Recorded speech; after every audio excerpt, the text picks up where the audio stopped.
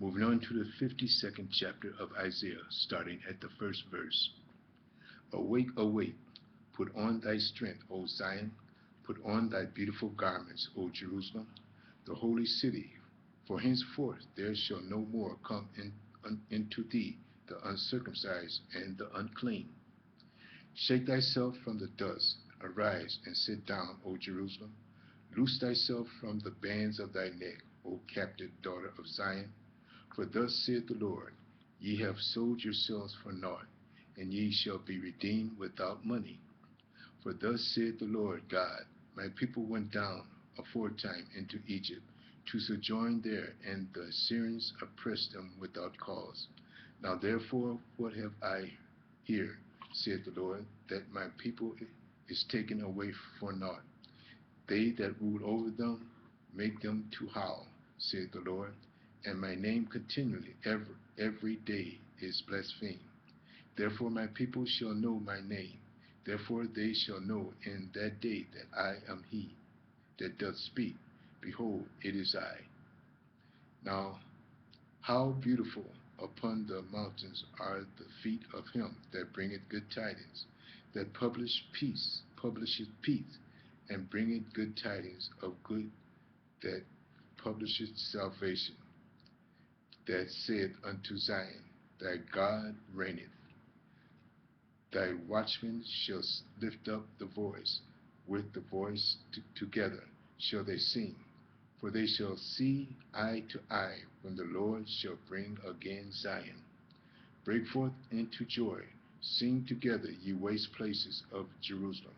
For the Lord hath comforted his people, he hath redeemed Jerusalem. The Lord hath made bare his holy arm in the eyes of all the nations, and all the ends of the earth shall see the salvation of our God. Depart ye out from thence. Touch no unclean thing. Go ye out of the midst of her. Be ye clean, that bear the vessel of the Lord. For he shall not go out with haste, nor go by flight. For the Lord will go before you, and the God of Israel will be your reward. Behold, my servant shall deal prudently. He shall be exalted and extolled, and be very high. As many were astonished at thee, his visage was so marred, more than any man, and his form more than the sons of men. So shall he sprinkle many nations. The kings shall shut their mouths at him. For that which had not been told them shall they see, and that which they had not heard shall they consider. Moving on to the 53rd chapter of Isaiah, starting at the first verse. Who hath believed our report, and to whom is the arm of the Lord revealed? For he shall grow up before him as a tender plant, and as a root out of a dry ground. He hath no form nor comeliness, and when we shall see him, there is no beauty that we should desire him. He is despised and rejected of men, a man of sorrow and acquainted with grief. And we hid as it were our faces from him. He was despised, and we esteemed him not. Surely he hath borne our griefs and carried our sorrows, yet we did esteem him stricken, smitten of God, and afflicted. But he was wounded for our transgressions, he was bruised for our iniquities. The chastisement of our peace was upon him, and with his stripes we are healed. All we like sheep have gone astray. We have turned every one to his own way, and the Lord hath laid on him the iniquity of us all. He was oppressed and he was afflicted, yet he opened not his mouth. He is brought as a lamb to the slaughter, and as a sheep before her shearers is dumb, so he openeth not his mouth. He was taken from prison, and from judgment. And who shall declare his generation? For he was cut off out of the land of the living. For the transgression of my people was he stricken. And he made his grave with the wicked and with the rich in his death, because he had done no violence, neither was any deceit in his mouth. Yet it pleased the Lord to bruise him. He had put him to grief. When thou shalt make his soul an offering for sin, he shall see his seed, he shall prolong his days, and the pleasure of the Lord shall prosper in his hand. He shall see the travail of his soul, and shall be satisfied by his knowledge. Shall thy righteous servant justify many, for he shall bear their iniquities. Therefore will I divide him a portion with the great, and he shall divide the spoil with the strong, because he hath poured out his soul unto death, and he was numbered with the transgressors, and he bare the sin of many, and made intercession for the transgressors.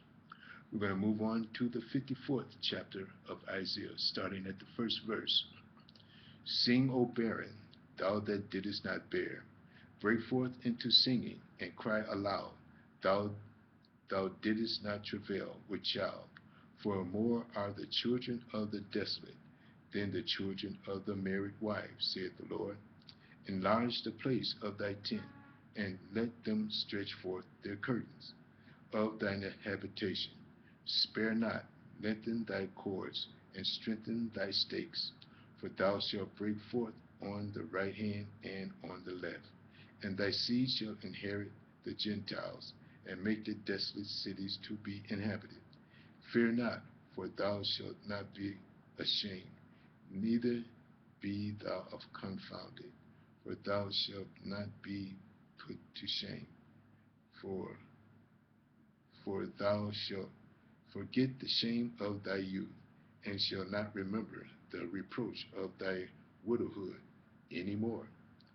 For thy Maker is thine husband, the Lord of hosts is his name, and thy Redeemer, the Holy One of Israel, the God of the whole earth shall he be called.